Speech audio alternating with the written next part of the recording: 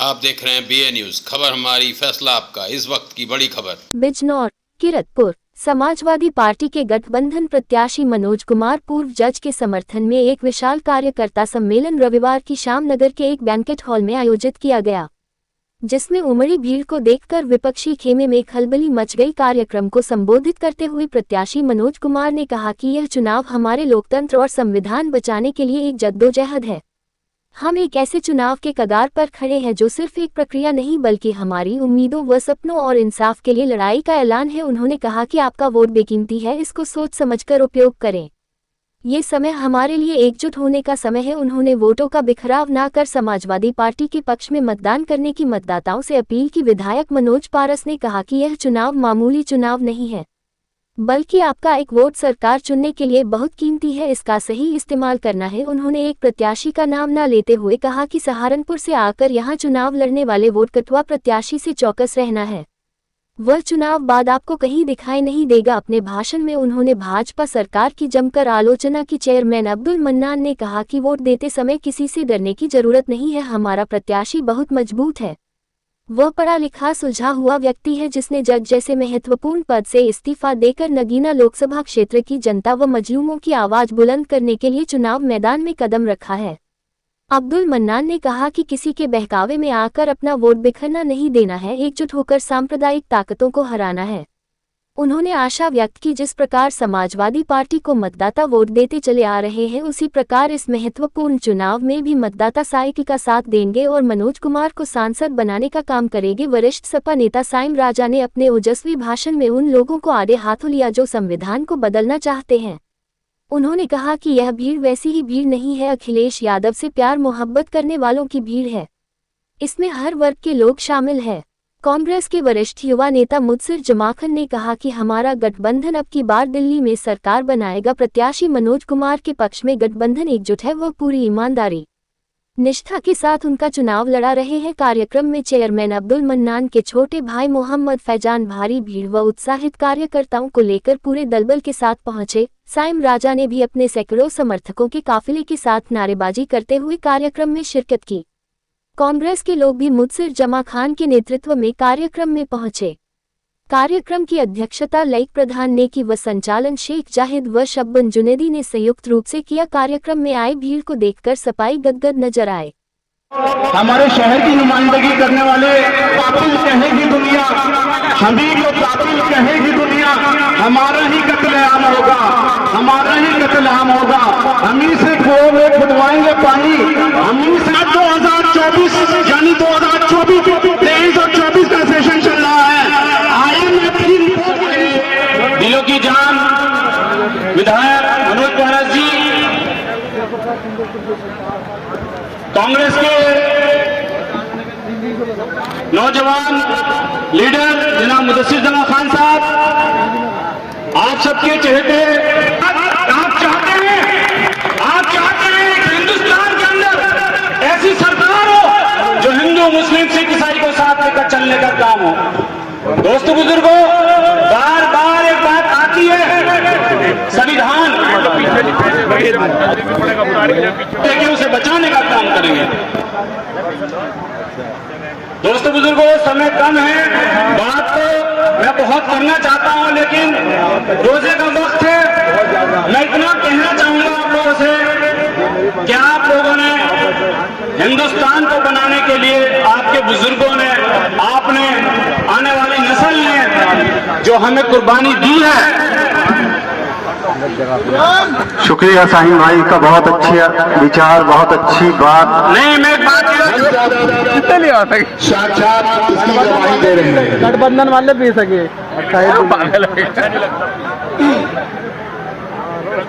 जो आज बात बार बार हो रही है, एक बात मैं आप लोगों को पूछना चाहता हूं और बताना भी चाहता हूं।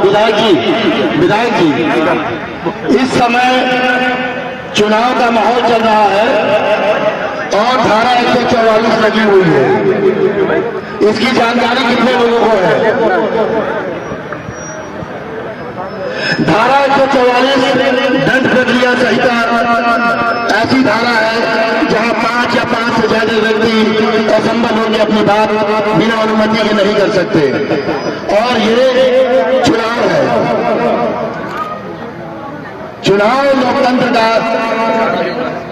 जब ये मुखिया जाता है दुनिया में इस देश को पा करके तो कहता है कि दुनिया का सबसे लंबा और बड़ा लोकतंत्र भारत में है।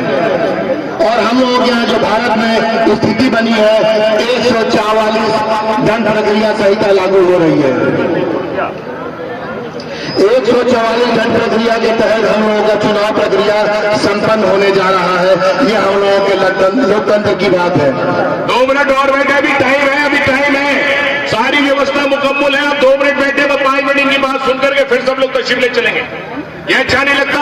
आप जानते हो, आप उससे मोहब्बत करते हो तो ऐसी व्यवस्था नहीं फैलाओगे। सबको पता है सारी माकूल व्यवस्था है। मैं अपनी बात बहुत संक्षेप में करूंगा क्योंकि समय कम है। गठबंधन के प्रत्याशी पूर्व जज मनोज कुमार जी, आज की सभा को सजाने वाले लोकप्रिय विधानसभा के चहीते 3 बार के लगातार विधायक हमारे मनोज पारस जी, जिन्होंने आज एक बेहतरीन जनसभा का आयोजन किया है। मैं सबसे पहले बधाई देता हूं यहाँ के नगर अध्यक्ष शब्बन भाई और उनकी कमेटी, विधायक जी के जो विधानसभा अध्यक्ष और कमेटी के लोग हैं जिन्होंने इतना बेहतरीन जो मजमा सजाया। सम्मानित मंच, देहात, जिला लोकसभा नगीना के और जिला बिजनौर के सपा कार्यकर्ता, गठबंधन के कार्यकर्ता और जो लोग आए हुए हैं, मैं उनका स्वागत करता हूं। बहुत ज्यादा बात न कहकर मैं आपसे 2 मिनटों में अपनी बात को पूरा करूंगा। मैं आपसे सिर्फ ये जानना चाहता हूं, मेरे बुजुर्ग भी यहाँ बैठे हैं, युवा भी यहाँ बैठे हैं, कि अगर आपके परिवार में 4 बेटे हैं और चारों में विवाद हो तो क्या आपका घर तरक्की करेगा? जरा मुझे जो आवाज लगा के बताओ और जाके, क्या आपका घर तरक्की करेगा? ऐसे ही इस देश में जो पाए हैं हिंदू, मुस्लिम, सिख, ईसाई, जब तक आप उनको जोड़कर रखने का काम नहीं करेंगे, ये देश, ये विधानसभा, ये लोकसभा, ये प्रदेश तरक्की नहीं कर सकता। ये मंच, इसमें आपको हिंदू, मुसलमान, दलित, सिख सारे चेहरे देखने को मिल रहे हैं। इससे ज्यादा खुशनसीबी की बात नहीं है, इससे ज्यादा ताकतवर हमें कोई नहीं कर सकता। मैं आपको बताना चाहता हूं, ये 28 पार्टियों का गठबंधन भारतीय जनता पार्टी के खिलाफ हिंदू, मुस्लिम, सिख, ईसाई, दलित सारे इकट्ठे होकर इस सिद्ध करने वाली भारतीय जनता पार्टी को हराने के लिए जो खड़े हुए हैं, मैं आपको ये बताना चाहता हूं, ये मौका है। पहले हम कभी बहुजन समाज पार्टी में बढ़ जाते थे, पहले कभी हम AIMM ओवैसी साहब की पार्टी में बढ़ जाते थे। अभी हमारे लिए नया शोषा पैदा हुआ है, आस्था, ये नया शोषा पैदा हुआ है। हमारे वोटों को काटने का काम किया जाता है।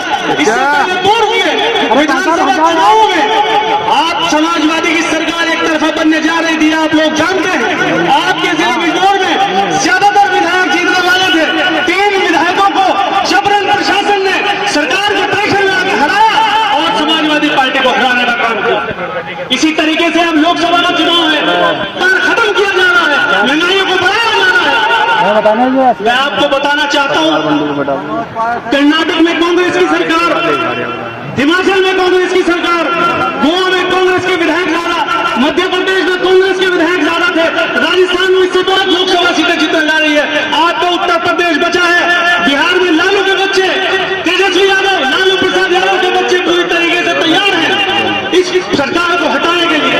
उत्तर प्रदेश बचा है, ये आपको बांटना चाहते हैं, ये आपको विभाजित करना चाहते हैं, ये नया शोषा दिया है।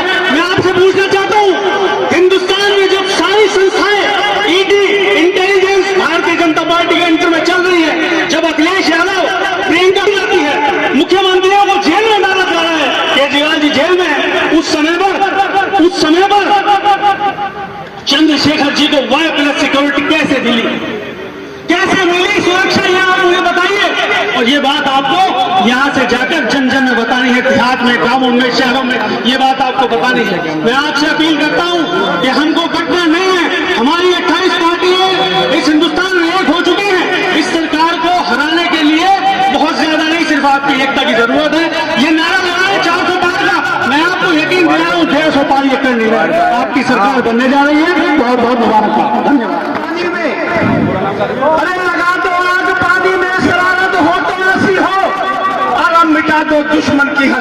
बगावत हो तो ऐसी हो, बगावत हो तो ऐसी हो। अरे उबलते हुए लहू का, अरे उबलते हुए लहू का एहसास निकालो, अब साबित हो भारत में मील का पत्थर, ऐसा कुछ कर डालो। अरे बड़ी मुश्किल से दिया था बाबा साहब ने तुम्हें संविधान, उठो भारत के लोगों, अब इसी संविधान को बचा डालो, इसी संविधान को बचा डालो। यहाँ पे इंडिया गठबंधन के जितने भी पदाधिकारी यहाँ पर हैं, सबका नाम नहीं ले सकते, तो इसलिए समय की कमी के कारण जितने पदाधिकारी यहाँ पे मौजूद हैं, मैं उनका शुक्र अदा करता हूँ। और हमारे दूर दराज से तथा किरतपुर से जितने भी सभासद पार्षद जितने भी लोग यहाँ पे आए, मैं उनका भी दिल की गहराइयों से स्वागत करता हूँ, खैर मकदम करता हूँ। दोस्तों, आज का जो चुनाव है वो किसी को मंत्री बनाने का, किसी को MP बनाने का नहीं है। ये चुनाव एक तरफ संविधान को मिटाने वाले हैं, दूसरी तरफ संविधान को बचाने वाले हैं। इन दो ताकतों के बीच में चुनाव है। एक तरफ संविधान को मिटाना चाहते हैं और एक आप बैठे हो जो संविधान को बचाना चाहते हैं। अगर आप संविधान को बचाने की हिम्मत रखते हो तो आने वाली 19 तारीख को हमारे लोकप्रिय जज साहब मनोज कुमार गौतम जी को 19 तारीख को भारी मतों से जिताकर उनको यहाँ से भेजिए। जितने भी इंडिया गठबंधन के लोग जीतेंगे तो हमारी संख्या बढ़ेगी, तो संसद में जो ये संविधान बदलने की तैयारी कर रहे हैं वो संविधान बदलने नहीं दिया जाएगा। दोस्तों, मेरा आप लोगों से कहना है ये कि मोदी जी चलाओ बस्तियां, अरे जितनी तुम चाहो। अरे मोदी जी पता लगाओ कि किसने क्या बनाया है। अरे मोदी जी तुम्हें हक है कि मार डालो ये कह के कि उसने बीफ खाया है। मोदी जी तुम मार डालो जितेंद्र मेघवाल को कि उसने दाढ़ी और मूछ दिखाया है। अरे अब तो ताकत भी तुम्हारी है और कयादत भी तुम्हारी है। अरे तुम्हारा कुछ ना बिगड़ेगा क्योंकि अब तो अदालत भी तुम्हारी है। तुम्हारा कुछ ना बिगड़ेगा क्योंकि अदालत भी तुम्हारी है। अरे तुम्हारी ही तो है मीडिया इस भारत की धरती पर, और तुम्हें हक है उठाओ उंगली अब चाहे जिसकी भी देशभक्ति पर। फलाया तुमने ही तो है, अरे फलाया तुमने ही तो है भारत में मंदिर और मस्जिद के मसले को, क्योंकि मांग लाले जनता तुमसे रोटी मकान और कपड़े को। तो दोस्तों, गरीबों की थाली से क्यों निवाले छीनते हो, अरे अंधेरे बांटते हो और उजाले छीनते हो। कहते थे गरीबी को मिटा दूंगा, जन सलाह गरीबी को नहीं, गरीबी को नहीं गरीबों को मिटाना चाहते हो। अरे हकीकत है मोदी जी इस वक्त आप इस वक्त के जिले लाई हो, मगर गलत समझ बैठे कि तुम जमाने के खुदाई हो, मगर गलत समझ बैठे कि जमाने के खुदाई हो। ताकत मिल गई तुम तो सत्ता के नशे में बहुत मगरूर हो। दोस्तों, मैं कहना चाहता हूँ हुआ था क्या हाल जरा फोन से पूछो, मिटाता पल भर में कैसे जरा जमरूद से पूछो। अरे हुकूमत मिट गई थी पल में, सारे दुर्योधन की, पल भर में लंका जल गई थी उत्पलशाली रावण की। मोदी जी अभी भी वक्त है इस फिरकापरस्ती से बाहर आओ, अभी भी वक्त है इस फिरकापरस्ती से बाहर आओ, अभी भी वक्त है, समझ जाओ। अगर अभी भी आप नहीं, अगर ये सिलसिला रुकता नहीं भारत में कत्ल गायब का, तो एक दिन डूब जाएगा सूरत तुम्हारी भी हुकूमत का। दोस्तों, मैं कहना चाहता हूँ कि फटक शोर मचाने से कुछ नहीं होगा। अरे फड़फड़ा लो फोटो को फड़फड़ाने से कुछ नहीं होगा। समझ जाओ, अब दवाई के मुहाने पर हो, SC ST OBC माइनॉरिटी, आप इन पाखंडवादियों के निशाने पर हो, आप इन पाखंडवादियों के निशाने से हो। अरे सारे सिकवे सारे गिले भुला के मिलो। अरे दिलों में जो नफरत पाली है उसको गिरा कर मिलो। अगर आज ना मिले तो मिटा दिए जाओगे और पतझड़ के सूक्ष्म पत्तों की तरह हवा में उड़ा दिए जाओगे। अरे ठंडे कमरों हसीन महलों से बाहर निकल के आओ, फिर से तपती हुई शहराओं में चल के आओ। तुम चाहो तो सरकार गिरा सकते हो, पल भर में इस फतह की एक नई तारीख बना सकते हो। खुद को पहचानो तो सब कुछ अब भी बदल सकता है। आज की इस खूबसूरत सभा की सदारत कर रहे हैं हमारे प्रधान जी, इस प्रोग्राम के दूल्हा जिनके लिए प्रोग्राम सजाया गया है, हरदिल अजीज प्रत्याशी हमारे बड़े भाई पूर्व जिला जज उप जिला जज साहब मनोज कुमार जी, और हमारे पूर्व मंत्री जी, 3 बार विधायक रहे नगीना से मनोज पारस जी, और सम्मानित मंच बड़ी माफी और माजरत के साथ, क्योंकि टाइम बड़ा कम है, मैं भी 1-1.5 मिनट में अपनी बात रखूंगा। बाकी टाइम में चाहूंगा कि मंत्री जी और प्रत्याशी आप सबके बीच में अपनी बात रखें। आप साहब मेरे ख्याल से लगभग 2 बजे से भरी दोपहरी में रोजेदार और बिना रोजे वाले भी हिंदू मुसलमान भाई सभी लोग यहाँ पर बैठे हुए हैं।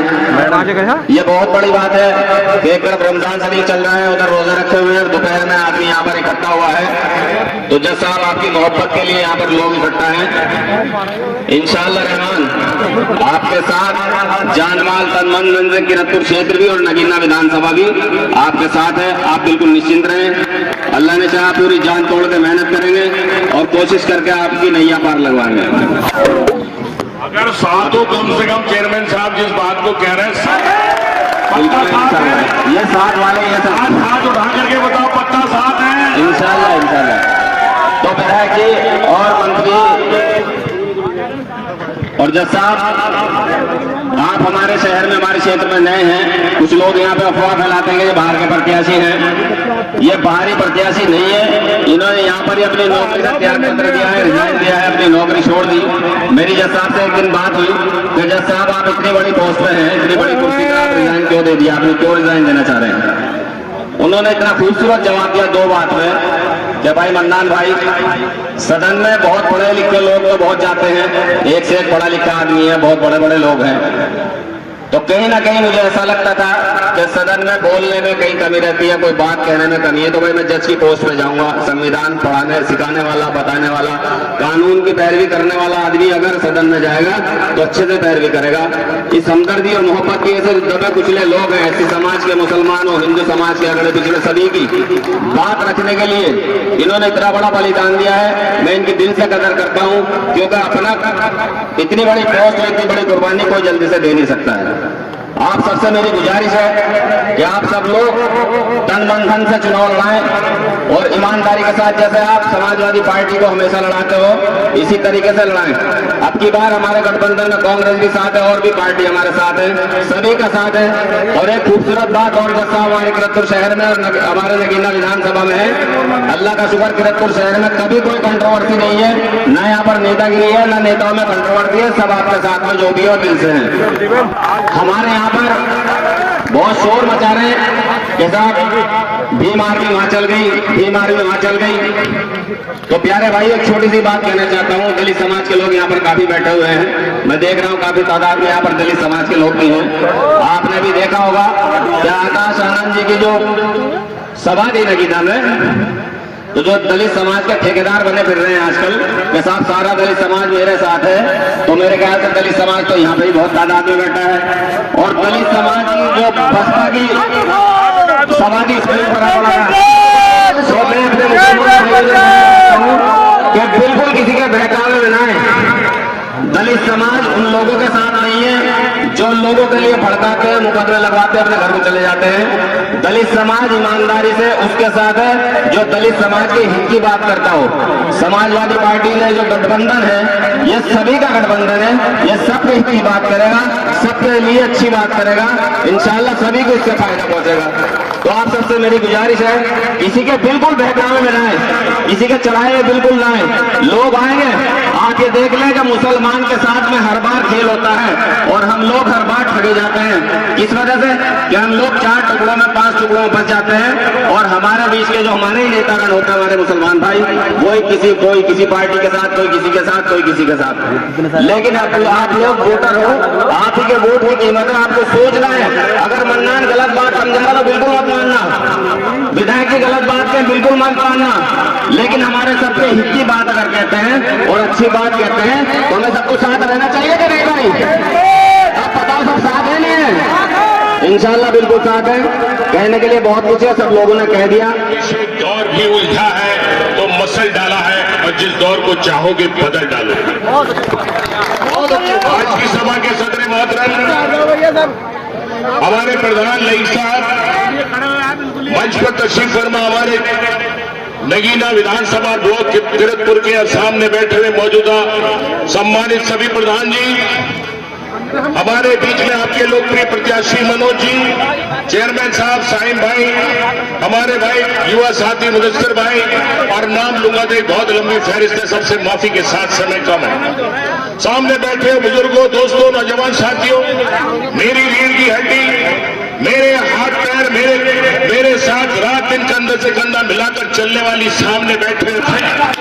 आज जो ये इलेक्शन है, मैं इसे इलेक्शन नहीं कहता, ये इलेक्शन नहीं है, ये जंग है, ये जंग है।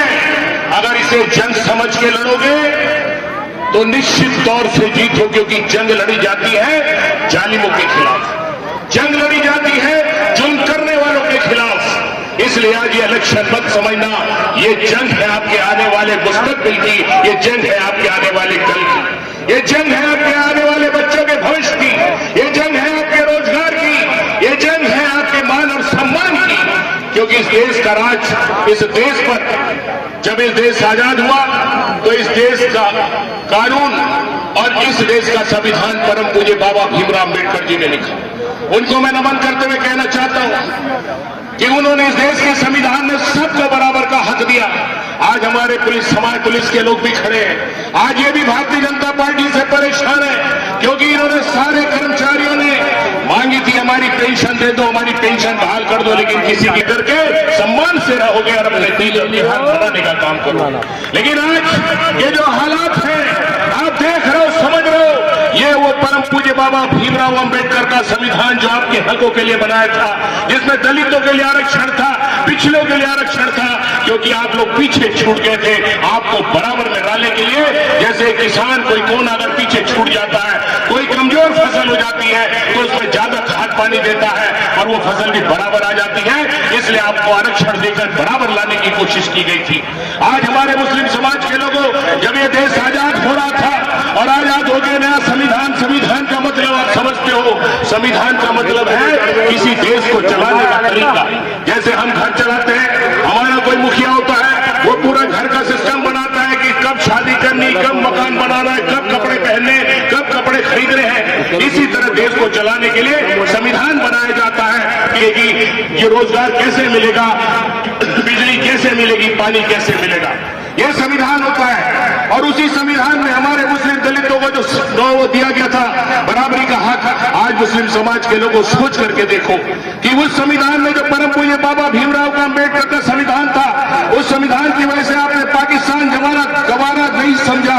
आपने कहा हमारी यहाँ पर, हम यहीं पर रहेंगे, क्योंकि जब हमें इस देश में सम्मान मिल रहा है, हमारी इबादत गाह यहाँ पर है, हमारी जमीन जायदाद यहाँ है, तो हम दूसरे मुल्क में नहीं जाएंगे, बल्कि इस मुल्क में इसलिए रहेंगे क्योंकि हमें यहाँ बराबर का हक मिल रहा है।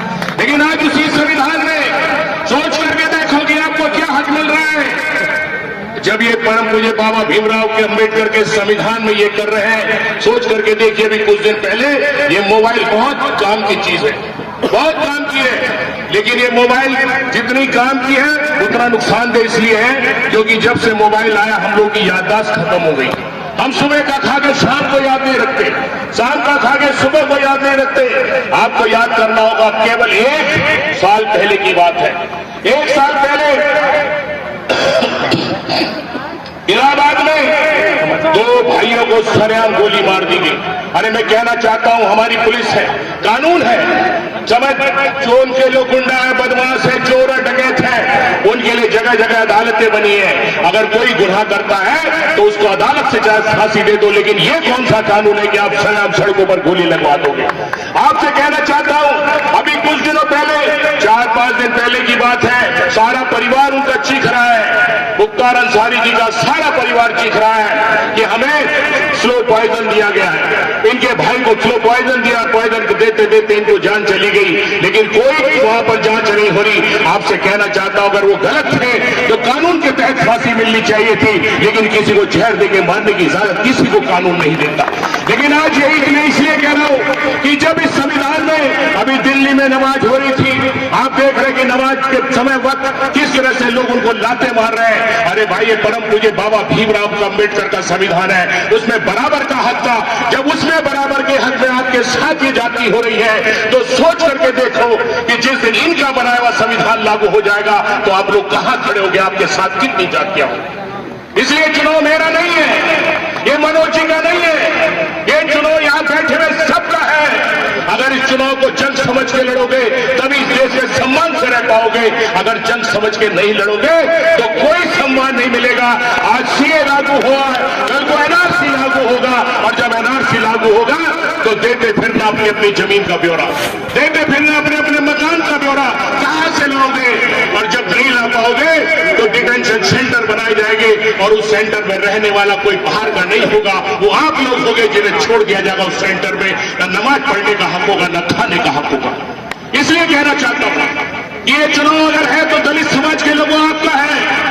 अपने बच्चों को अगर नौकरी पे देखना चाहते हो, आपको मैं जानता हूं, आप सोच करके देखो, आपके पास तो ना जमीन है ना जायदाद है, आपके पास तो सिर्फ एक सपना है, और वो सपना बाबा साहब ने दिखाया था कि उस सपने में अगर मेरी 5 औलाद है, उस 5 औलाद में से एक औलाद भी पढ़ लिख लेगी और सरकारी नौकरी पर चली जाएगी तो उसको पूरा परिवार समझ जाएगा।